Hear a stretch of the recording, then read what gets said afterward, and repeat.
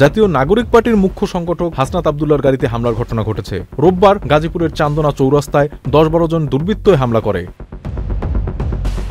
Verified Facebook আইডিতে দেওয়া এক স্ট্যাটাসে এ তথ্য নিশ্চিত করেছেন এনসিপির উত্তরাঞ্চলের মুখ্য সংগঠক সার্জিস আলম। তিনি লিখেছেন, হাসনাতের গাড়িতে ১০-১২ জন সন্ত্রাসী গাজীপুর এলাকায় হামলা করেছে।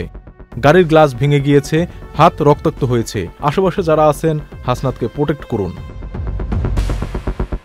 এনসিপির সিনিয়র যুগ্ম মুখ্য সমন্বয়ক আব্দুল হান্নান মাসুদও ফেসবুক স্ট্যাটাসের মাধ্যমে হামলা তথ্য নিশ্চিত করেছেন। তিনি লিখেছেন, গাজীপুরের চান্দনা চৌরাস্তায় হাসনাত আব্দুল্লাহ ভাইয়ের গাড়িতে হামলা হয়েছে।